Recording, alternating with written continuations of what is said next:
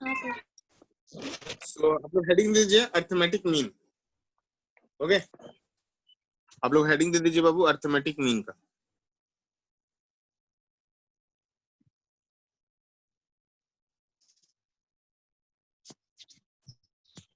Arithmetic mean.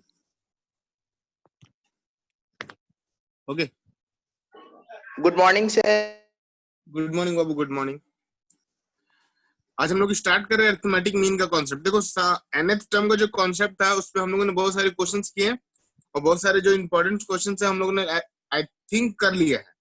अब हम लोग आज नया कॉन्सेप्ट स्टार्ट कर रहे हैं अर्थमेटिक मीन का, and sum of nth term का कॉन्सेप्ट भी पढ़ेंगे आज। ठीक है, तो सबसे पहले हम लोग स्टार्ट कर रहे हैं अर्थमेटिक मीन का कॉन्सेप्ट। आप लोग हेडिंग दे दीजिए और सारे बच्चे आ गए हैं तो फिर हम लोग स्टार्ट करते हैं। सारे बच्चे आ गए हैं क्या? कोई बच्चा हेलो है? Sir. Yes. Sum of n terms का तो वर्ड प्रॉब्लम्स नहीं आएगा ना सर? हाँ वो तो तो वर्ड प्रॉब्लम नहीं आएगा, क्वेश्चन तो आएगा ना बाबू। हाँ सर। यही तो बहुत सारे बच्चे लोग कंफ्यूजन है, ये नहीं आएगा वो नहीं आएगा सर, थ्योरम नहीं आ रहा तो एक्सरसाइज में नहीं आएगा, ये नहीं आएगा सर वो भी नहीं आएगा, इसीलिए बाबा हम खुद परेशान हो गए थे। चलो तो अर्थमेटिक मीन में देखो क्या कॉन्सेप्ट है वो हम लोग पढ़ते हैं। ठीक है, तो देखो बाबू, अगर हम लोग एज्यूम करें, ठीक है, यहाँ पे if small a small b and small c are in AP. अच्छा, ये अगर ए बी सी अगर एपी में है, ध्यान से सुनिएगा, ठीक है, अगर a b and c are in AP, तो यहाँ पे एपी में होने के लिए क्या कंडीशन मैंने बताया था, इनका कॉमन डिफरेंस सेम होगा तो b minus a equal to c minus b होगा क्या? देखो तो कॉमन डिफरेंस सेम है। Yes sir. समझ में आ रहा सबको? तो यहाँ से देखो, हाँ। अगर हम लोग इस बी को इधर शिफ्ट कर दे और इस ए को इधर शिफ्ट कर दे तो ध्यान दीजिए क्या हो जाएगा बाबू, b plus b is equal to क्या हो जाएगा, सी प्लस ए होगा ऐसा। 2b equal to a plus c। तो यहाँ पे क्या आ जाएगा बाबू, 2b equal to a plus c, है ना। तो देयरफॉर बी का वैल्यू निकालोगे तो क्या आएगा बाबू, तो 1/2 ब्रैकेट में ए प्लस सी। देखो यहाँ पे ये जो बी है, एक्चुअली बी ही हमारा क्या है, अर्थमेटिक मीन है।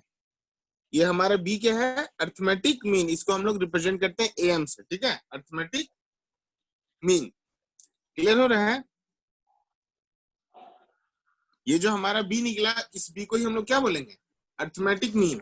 क्लियर हो रहा है? सर एक बार फिर से बोल दीजिए सर।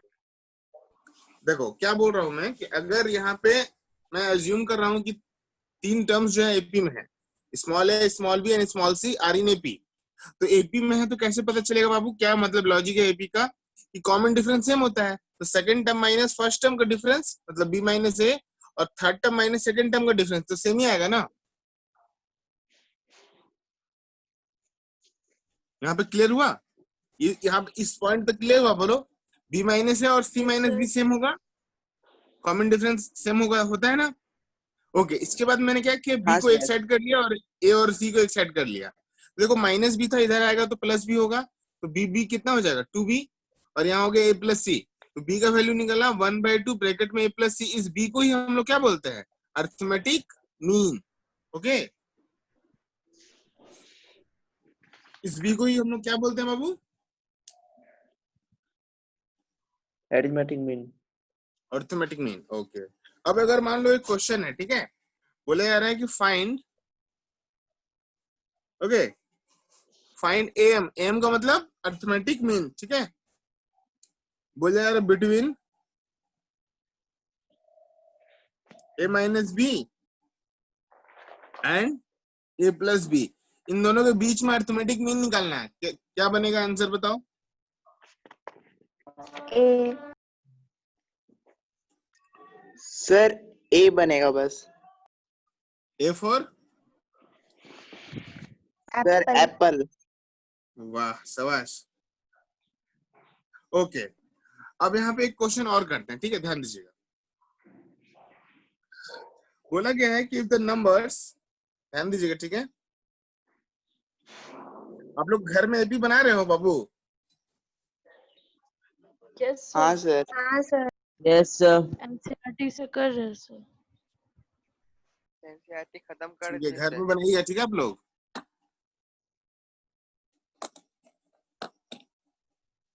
ओके, देखो क्वेश्चन में क्या बोला गया, if the numbers 2n-1, 3n+2 and इसके बाद एक टर्म है आपका 6n-1, okay, are in AP. तो बोला सर क्या है, राइट साइड का क्लियर है सर। हाँ बाबू, अभी ठीक है। Yes sir. तो बोला गया है फाइंड एन, फाइंड एन, ये निकलेगा देखो तो।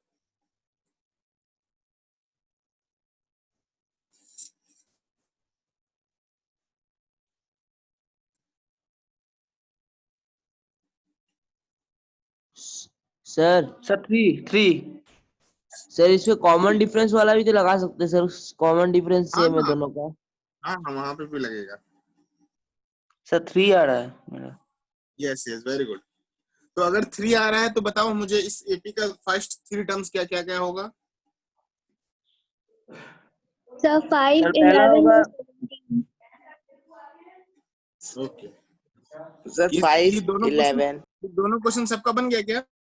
आगे बढ़े हम लोग, सर अर्थमेटिक मीन रुकिए का sir, 2 concept minute clear sir, हुआ? 2 मिनट रुकिए सर, 2 मिनट रुकिए। क्यों, मैगी बनाना है क्या 2 मिनट में?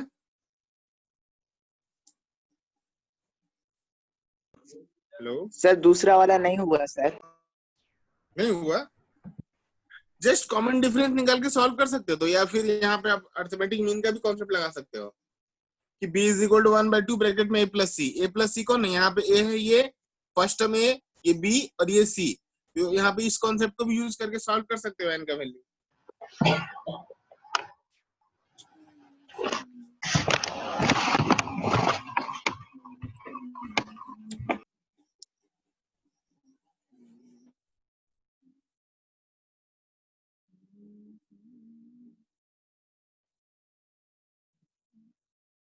हो गया बाबू आप लोग का, आगे बढ़े हम लोग। n3 होगा। यस, n का वैल्यू यहाँ पे 3 आ रहा है, n इज इक्वल टू 3 आ रहा है। और अगर इस क्वेश्चन में बोला जाए कि फर्स्ट 3 टर्म्स बताओ क्या क्या होगा, तो ये होगा 5, 11 एंड 17। ओके, सर हो गया। हो गया सबका, हो गया बाबू। कॉपी पेज टर्न करें। Yes sir. ओके,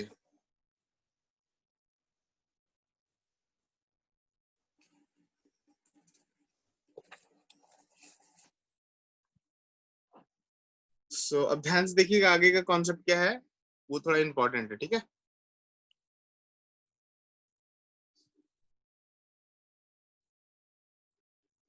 यहाँ पे बोला गया है कुछ इंपॉर्टेंट रिजल्ट है, वो आपको कॉपी करना है, मतलब इसको समझना है एक्चुअली।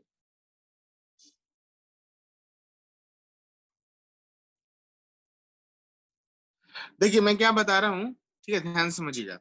जैसे कभी कभी क्वेश्चन में बोला जाएगा कि 3 terms are in AP, okay, या 4 टर्म्स आर इन एपी। तो उस कंडीशन पे हम लोग एपी के टर्म्स को क्या एज्यूम करेंगे। जैसे हम लोग को पता है ऑलरेडी कि एपी के टर्म्स कैसे होते हैं, ए होता है, ए प्लस डी होता है, ए प्लस 2d होता है, ए प्लस 3d होता है। ऐसे करके हम लोग लेते हैं एपी के टर्म्स, जो जनरल टर्म्स हम लोगों ने पढ़ा था, याद होगा आपको। Yes sir. But Yes. अगर कभी क्वेश्चंस में प्रोवाइडेड है कि 3 नंबर्स आर इन एपी या 3 टर्म्स आर इन एपी, तब हम लोग ये वाले टर्म्स, मतलब ये 3 टर्म्स नहीं ले सकते हैं, क्योंकि ऐसे क्वेश्चन मतलब लेने पे ना थोड़ा सा कॉम्प्लिकेटेड हो जाएगा क्वेश्चन।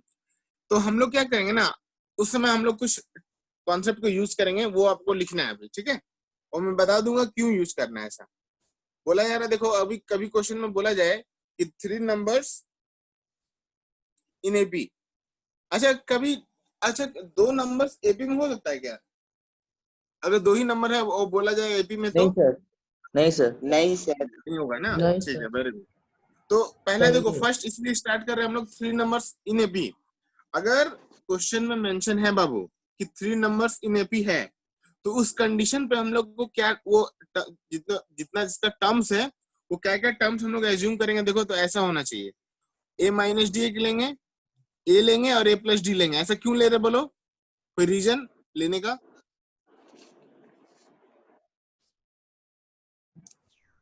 थ्री नंबर कैसे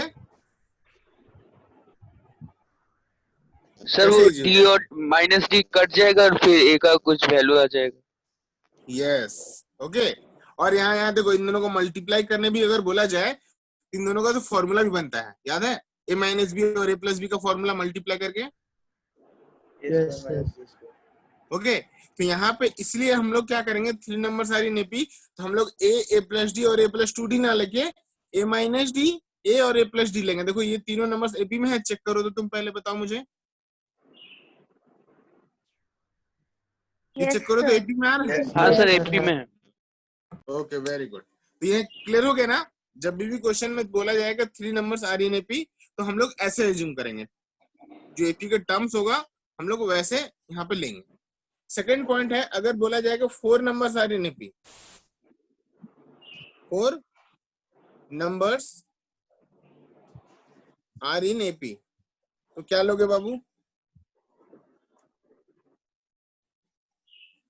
हम लोग देखो यहाँ पे a minus two d, a minus d. अच्छा यहाँ पे आप देखो इन दोनों में डिफरेंस कितना है, डी का है? समझ में आ रहा है? हेलो आवाज आ रही है? अगर हम लोग ए माइनस टू डी और ए माइनस डी लिए, और यहाँ पे अगर हम लोग ऐसे कर ले कि ए प्लस डी और ए माइनस टू डी, तो चेक करो यहाँ पे ये वाला सेकंड और थर्ड टर्म के बीच का गैपिंग देखो कितना आ रहा है। सर लास्ट में ए प्लस टू डी होगा। तो ए हाँ, प्लस सर। टू डी होगा। नहीं मैं पूछ रहा हूँ यहाँ पे, मतलब थोड़ा सा हो गया, छूट गया। देखो यहाँ पे सेकंड टर्म और थर्ड टर्म ध्यान दे, यहाँ पे ध्यान दीजिए बाबू। यहाँ पे ए माइनस डी और ए प्लस डी को अगर हम लोग चेक करो तो यहाँ पे कॉमन डिफरेंस कितना आ रहा है बाबू? सर 2D आ रहा है। 2D बट यहाँ पे देखो सेकंड टर्म और थर्ड टर्म के बीच में गैपिंग कितना आ रहा है? सिर्फ D। सर तो तो इधर यहाँ पे A हम और लोग ये होगा, 2D ना और A लेके होगा। 3D ले लेंगे, ठीक है? यहाँ पे हम लोग 3D लेंगे तो देखो आप चेक करो सारे टर्म्स में देखो कॉमन डिफरेंस सेम आ रहा है क्या? चेक करो तो एक बार बाबू। Yes sir. अब यार है ना? हाँ अब क्लियर हुआ ना? तो क्या क्या लेंगे हम लोग फोर टर्म्स में? A minus three d, Yes, sir. A minus d, a plus d और ए प्लस थ्री डी। अगर आपको अभी भी कोई डाउट है समझो, यहाँ पे सर जैसे ऐसा हम लोग क्यों लेते हैं? हाँ वही बता रहे, सुनो वही बताने का एक्चुअली लॉजिक यहीं पे है। हम लोग ऐसा क्यों ले रहे हैं? हम लोग ये ऐसा ए plus D, a plus two d, a plus three D क्यों नहीं ले रहे? यहाँ पे तो क्वेश्चन यहीं पे है कि हम लोग ऐसा क्यों नहीं ले रहे हैं। यहाँ पर अगर एपी का फोर टर्म्स लेना है तो ये भी तो फोर टर्म्स ही है एपी का ना, तो हम लोग इनको क्यों छोड़ रहे हैं और इनको क्यों ले रहे हैं? इनसे ज्यादा प्यार है और इनसे ज्यादा प्यार नहीं है, क्यों? क्योंकि ये जो टर्म्स है वो रिजल्ट देगा मुझे, ये टर्म्स मुझे फंसा देगा जाके, ठीक है? कैसे देखो, अगर क्वेश्चन में बोला जाए, ठीक है समझो बाबू, कि four terms are in AP whose product is, मान लो समथिंग कुछ दिया हुआ है 80 समथिंग या 100 समथिंग कुछ दिया हुआ है। आप इन सारे टर्म्स को मल्टीप्लाई करो, ठीक है? ऊपर के चारों टर्म्स को मल्टीप्लाई करने पे क्या आएगा रिजल्ट आपका? एक बड़ा सा एक्सप्रेशन बन जाएगा, है ना? वो कुछ इसमें कटेगा भी नहीं, हाँ सर, एक बहुत बड़ा बड़ा सा हो जाएगा। एक्सप्रेशन बन जाएगा। बात समझ में आ रही है? बट आप इन चारों टर्म्स को मल्टीप्लाई करो, देखो मैं बता रहा हूँ फिर से, यहाँ पे देखो ए माइनस थ्री डी और ए प्लस थ्री डी का एक प्रोडक्ट बनेगा, मतलब इन दोनों को ए माइनस थ्री डी और ए प्लस थ्री डी को प्रोडक्ट करने पे एक फॉर्मूला बनेगा ए स्क्वायर माइनस बी स्क्वायर का। फिर यहाँ पे देखो ए माइनस डी और ए प्लस डी, फिर यहाँ पे देखो बाबू यहाँ पे भी एक फॉर्मूला बन रहा है।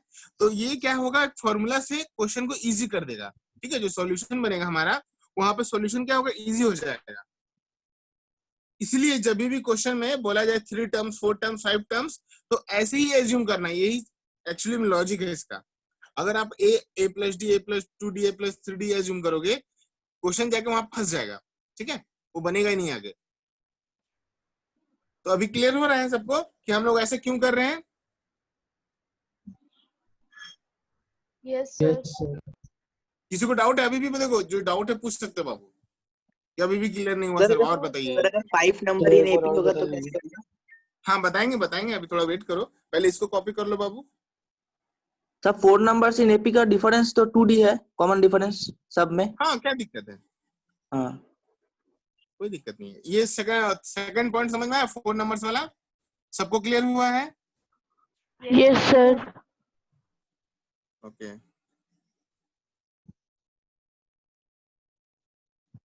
সবাই বুঝতে পারছে তো?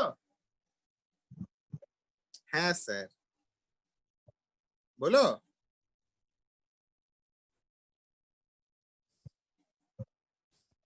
सर आप तो खुद ही बोल दिए। तुम लोग भी एक बार बोल दो। ओके अब हम लोग यहाँ पे देखो 5 नंबर्स आ रही है एपी, तो अब 5 नंबर्स को कैसे लेंगे? देखो जब हम लोगों ने 3 नंबर्स लिया था, ध्यान रखो जब भी हम लोग ऑड नंबर लेंगे ना बाबू, जैसे मान लो 3 है, इसके बाद 5, 5 के बाद 7, 7 के बाद 9, तो वहां पे एक टर्म आपका ए तो बचेगा ही, मतलब एक ए लेना पड़ेगा आपको। और जब 4, 6, 8 लोगे वहां पे ए मत लेना, ठीक है? वहां पे तुम ऐसा पेयर बना कर लेना, मतलब a-3d का और a-d और a+d का। अब 5 नंबर्स कैसे होगा एपी में, तो सोचो, तो देखो यहाँ पे ध्यान दीजिएगा बाबू, a-2d हम लोग ले रहे थे ना 4 टर्म वाला में, देखो यहाँ पे आप चेक करो a-2d, a-d, a+d और a+2d, चेक करो तो कॉमन डिफरेंस कितना आ रहा है और ये एपी में है कि नहीं, पहले ये चेक करो। यहाँ सर पे डी देखो है 5 कॉमन D आ रहा है डिफरेंस। एपी में। तो ये 5 टर्म्स एपी में है ना? Yes sir. Yes, yes sir. Sir, common वो- डिफरेंस D। हाँ वेरी गुड, ये 5 टर्म्स एपी में भी है, वेरी गुड। इसके बाद मैंने अभी भी क्वेश्चन अगर है कि सर 5 टर्म्स को आपने ऐसे क्यों लिया है, तो सेम देखो प्रोसेस सेम यहाँ पे, जैसे यहाँ पे देखो 3 टर्म्स के लिए हम लोगों ने ऐसा लिया था, यहाँ तक क्लियर हुआ है, तो सेम 5 टर्म्स के लिए क्या करेंगे, एक टर्म पीछे और एक टर्म आगे जाएंगे, क्यों? क्योंकि फिर ये और ये मिलके फॉर्मूला बना देगा, है ना? a-2d और a+2d आपस में प्रोडक्ट जब करेंगे हम लोग, तो ये एक फॉर्मूला बनेगा a² - b² का, ताकि सॉल्यूशन हमारा जो है इजी हो जाए, ठीक है? हाँ सर। বুঝতে পারছো यस सर। সবাই? Yes Yes, sir. sir. Yes sir. चलो, ठीक আছে। सो अगर ये कॉपी हो गया सबका, तो हम लोग आगे बढ़े। अब Yes, sir. हो गया कॉपी। हो गया ना? सर सर पिछला वाला बोलो। 4 number sir 4 numbers in AP था ना हाँ हाँ सर, हम लोग 3 नंबर कैसे भी लिख सकते सर, a-d, a+d, a+2d, वैसा क्यों नहीं है, वैसा क्यों लिया नहीं है मतलब? उतना देर से तो हम वही बताया बाबू कि सीता कौन है, सीता कौन है, सीता कौन है। अभी रामायण पूरा खत्म हो गया, नहीं सर, आप मतलब वैसे भी लिख सकते थे, तो कॉमन डिफरेंस एक वही ही हम होता। बता रहे थे। सुनो सुनो, हाँ वही देखो पापा, एपी में तुम कुछ भी ले सकते हो टर्म्स, हाँ पर मेरा लॉजिक क्या है वो समझो। अगर हम लोग 3 टर्म्स ले रहे हैं एपी में, तो हम लोग ये क्यों नहीं ले रहे हैं, ए ले रहे हैं, मतलब a+d और a+2d क्यों नहीं ले रहे हैं? बात तो यहाँ पे सवाल है कि यहाँ पे हम लोग नहीं एपी सर, के वो तो बोले थे, लेकिन बाद में करके फंस जाएंगे, मतलब आंसर नहीं आएगा, तो बड़ा 4 हो टर्म्स जाएगा। हम लोग ये क्यों नहीं ले रहे हैं, a और a+d, a+2d, a+4d, 3d? अगर समझो बात को बाबू, समझो यहाँ पे क्या बताना चाह रहा हूँ ना, ध्यान से समझो। अगर क्वेश्चन में आपके मेंशन किया गया है कि 4 टर्म्स का जो प्रोडक्ट है मान लो 100 है, तो आप इन चारों टर्म्स को, अगर मान लो आपने क्या किया, ये वाला टर्म्स ले लिया, 4 टर्म्स आर इन एपी, तो आपने लिया a+d, a+2d, a+3d। इन चारों नंबर्स को प्रोडक्ट करने पे क्या रिजल्ट आएगा आपका, ये बताओ। सर बहुत बड़ा आएगा सर, कॉम्प्लिकेटेड हो एक जाएगा। एक्सप्रेशन आएगा जो मतलब रिड्यूसिबल नहीं होगा, ठीक है? उसमें कुछ हाँ, सर। कॉमन उमर लेना बहुत दिक्कत हो जाएगा आपके लिए। But yes sir. अगर हम लोग 4 टर्म्स आर इन एपी अगर ऐसा ले, तो देखो होगा क्या कि a-d, a+d को मल्टीप्लाई करने पे एक फॉर्मूला बनेगा, a-3d और a+3d को मल्टीप्लाई करने पे एक फॉर्मूला बनेगा, तो वहां से Yes, जो sir. आपका सॉल्यूशन है वो इजी हो जाएगा, है ना? Yes sir. ओ ठीक है। समझ में आ रही है ना? हाँ सर। ओके। और मान लो एक पॉइंट और समझो। अगर मान लो आपने क्या किया, ऊपर के 4 टर्म्स अपनों एपी में एज्यूम कर लिया, तो अगर एक स्टेटमेंट में ये भी लिखा हुआ है कि the sum of the 4 terms are in AP is मान लो 10, तो आप इसको ऐड करोगे तो देखो यहाँ पे 2 वेरिएबल बच जाएगा, है ना? ए भी बच जाएगा हाँ, और सर। डी भी बच जाएगा। बट जब Yes, sir. इसको कटेगा ऐड नहीं करोगे कुछ। ना, हाँ इसमें जब ऐड करोगे तो देखो 3D और 3D कटेगा, D और D कट जाएगा, सिर्फ ये बचेगा। तो यस वहां से सर। एक सिंगल वेरिएबल का आंसर आ जाएगा और A आ जाएगा हाँ तो सर। फिर आप D भी निकाल सकते हो, यस है सर। ना? ओके। हाँ इसीलिए। सर। और कोई बच्चे को डाउट यहाँ पे? से 5th टर्म तक लेते हैं, 6th में नहीं जाते। ले सकते हो तुम, 6 भी ले सकते हो, 7 भी ले सकते हो। अब एक क्वेश्चन मुझे दिख रहा है actually, the sum of first 7 terms of an AP is 49, तो इस तरह से भी ले सकते हो। बट सर मेनली जो क्वेश्चन बनता है, सुनो मैं क्या बता रहा हूँ, मेनली जो क्वेश्चन बनता है वो 3, 4 और 5 टर्म से ही बनता है, मेनली जो बनता है। बोलो अब क्या बोल रहे थे, बोलो।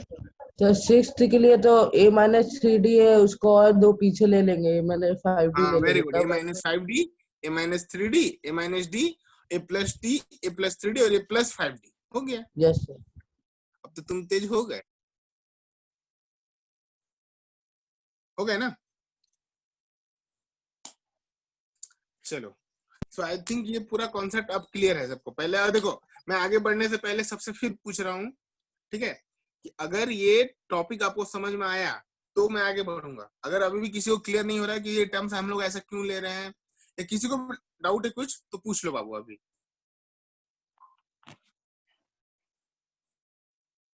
हेलो, हाँ सर, सुनाई दे रहे हैं। हाँ किसी को डाउट है बाबू, पूछो। सर एक बार और बोल दीजिए सर, हम थोड़ा देर से आए थे।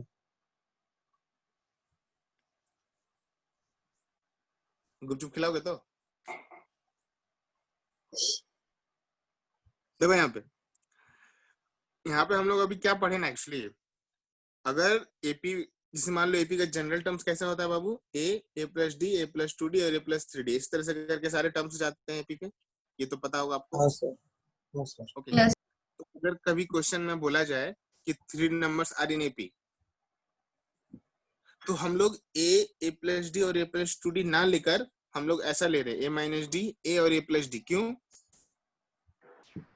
सर ये डी कट reduce जाएगा। करने में सर, नहीं देखो, जो बच्चा पूछा उसी को बताने दो, वही बेचारा लेट से आया ना, तुम लोग तो सुन लियो कहानी।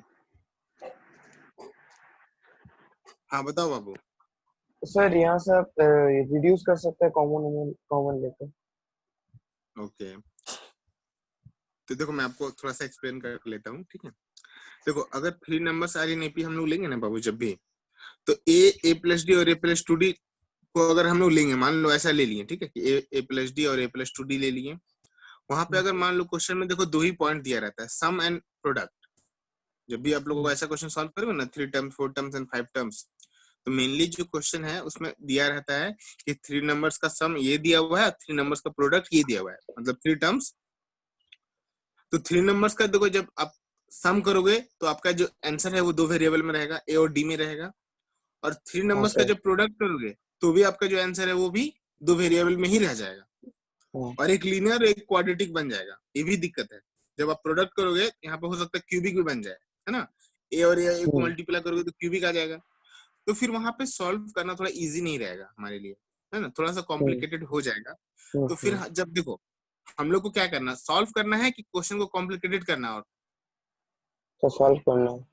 सॉल्व करना है ना, सॉल्व करके आपको निकलना है यहाँ से, मार्क्स लेको हाँ निकलो। सर। तो हम लोग अपना थोड़ा सा जो बुद्धि दिया है भगवान ने, थोड़ा सा यूज करते हैं हम लोग उसका।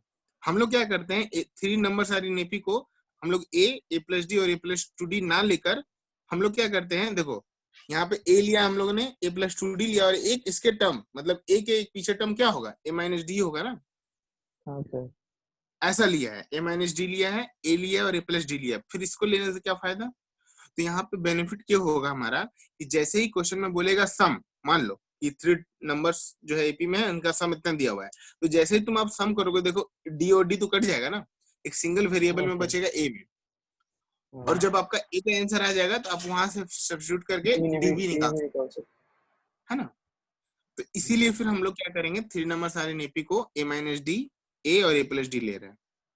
ओके, जब आप प्रोडक्ट करोगे, बात को समझो, सम करने से दिख रहा है कि कट जाएगा डी और डी, जब आप प्रोडक्ट करोगे तो ये भी लॉजिक देखो, A-D और A+D को जब प्रोडक्ट करोगे ना, तो आप इन दोनों को प्रोडक्ट करने से आंसर, मतलब एक फॉर्मूला बनता है, A² - B² का फॉर्मूला पढ़े हो बाबू?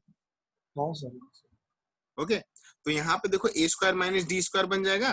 ओके, वहां से अपने सम से ऑलरेडी ए का वैल्यू निकाला था, तो यहाँ से फिर सिंपल हो जाएगा आपके लिए डी का वैल्यू निकालना। सर ओके, क्लियर हो रहा है सबको? अभी भी किसी को डाउट है? सर नहीं सर। अभी भी किसी को डाउट है बाबू? No sir. पक्का? हाँ बोलो बाबू, किसी को डाउट है सर बाबू वो तो जो पूछ लो अभी भी। सर ये एनसीईआरटी में तो नहीं है, ये आरएस अग्रवाल पे है ना? बाबा आरएस में है, एनसीईआरटी में ये नहीं, हम लोग को समझना है सारे टर्म्स। मान लो जो भी चैप्टर्स हम लोग पढ़ रहे हैं, जरूरी थोड़े कि बहुत सारे टर्म देखो, एनसीईआरटी जरूरी है, मतलब होता है ना, एनसीईआरटी हमारे लिए बहुत जरूरी है, बट उसके साथ भी बहुत कुछ जरूरी है। जैसे मान लो क्या बोल सकते हो, एनसीईआरटी मस्ट है, बट रेफरेंस भी आपको एक करना होगा। ओके, एक रेफरेंस भी यूज करना पड़ता है, क्योंकि बहुत सारे जगह पे, ठीक है, एनसीईआरटी में थोड़ा सा कम दिया हुआ है और क्वेश्चन वहां से आते हैं, बट एनसीईआरटी में नहीं है।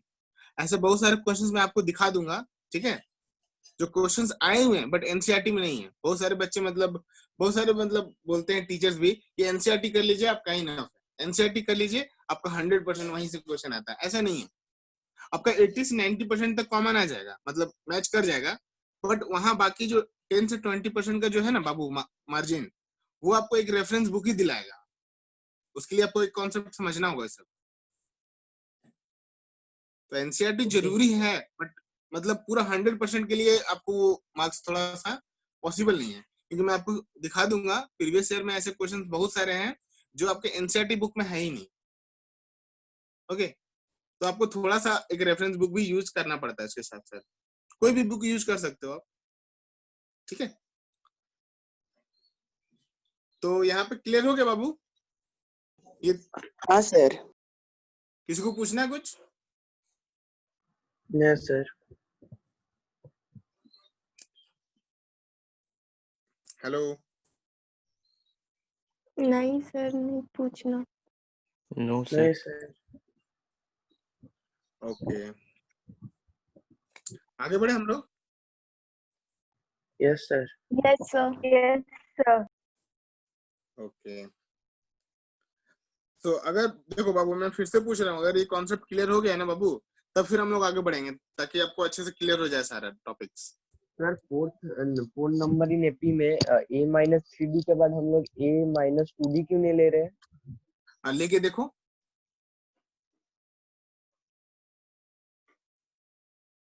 a minus 3d a minus 2d ले लो, उसके बाद क्या लोगे? वो सर टर्म बढ़ जाएगा। यस, उसके बाद जब आप मान लो प्रोडक्ट करोगे या सम करोगे ना, तो फिर वही वाला फंडा लग जाएगा कि 2 वेरिएबल में आंसर आएगा। और मैं कोशिश कर रहा हूँ कि जब सम या प्रोडक्ट करूं तो वो सिंगल वेरिएबल में रिड्यूस हो जाए, है ना? Okay sir. बात समझ में आ रही है ना? Yes sir. एक क्वेश्चन करते हैं हम लोग। देखो बोला गया है कि द सम, ओके, या तुम ये बोल सकते हो, ये क्वेश्चन करते हैं, ठीक है। द सम ऑफ 4 टर्म्स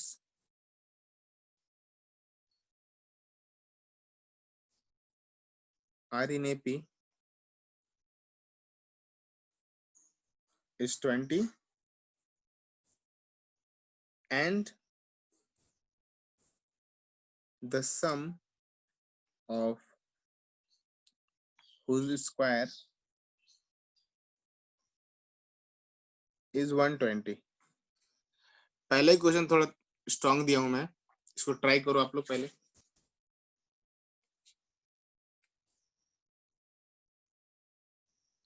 क्या लास्ट वाला स्टेटमेंट था? क्वेश्चन क्या है sir? Find the AP. Sir a equals Yes. 5 है। क्या बाबू? सर a का वैल्यू 5 आ रहा है। यस सर, a का Very value sum of 5 whose square मतलब क्या है सर? मतलब मतलब इंटू करना है सबको?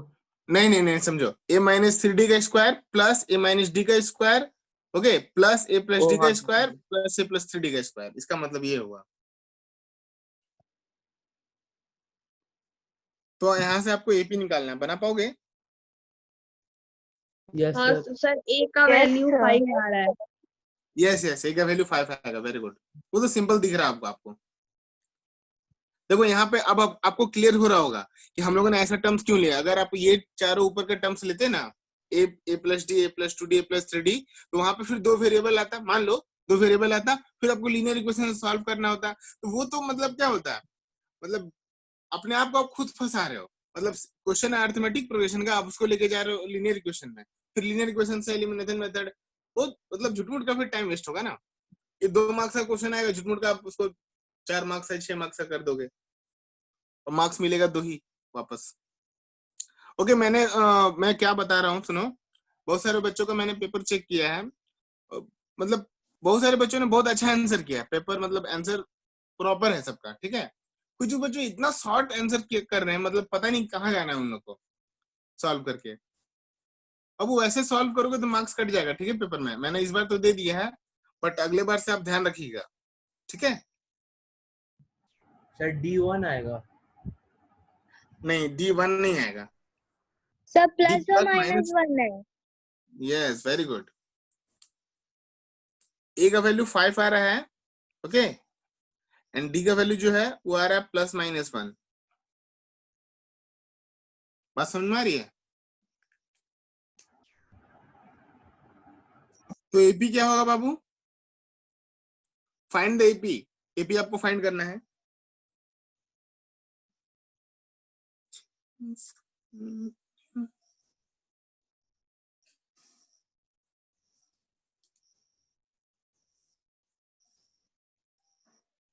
सर डी प्लस माइनस 1 क्यों आया?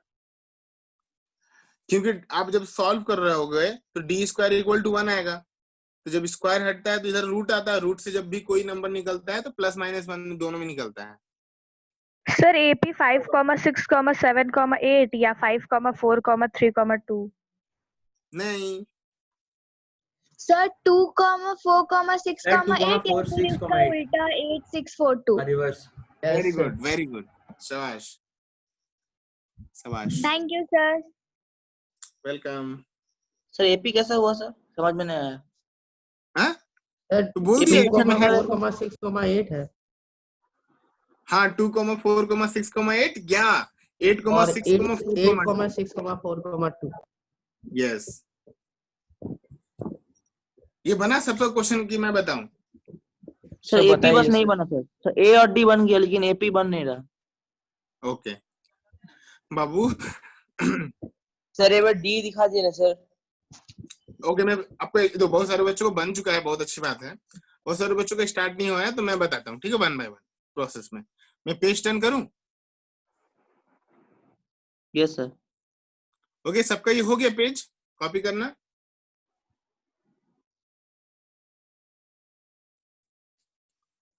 ओके, तो हम लोग आते हैं अपने नेक्स्ट पेज पे। यहाँ पे ध्यान दीजिएगा, ठीक है। क्वेश्चन में क्या बोला गया था बाबू? फाइंड द एपी ना। क्वेश्चन में दिया हुआ था सम ऑफ 4 टर्म्स इज 20। तो 4 टर्म्स क्या होगा, तो हम लोग लिखेंगे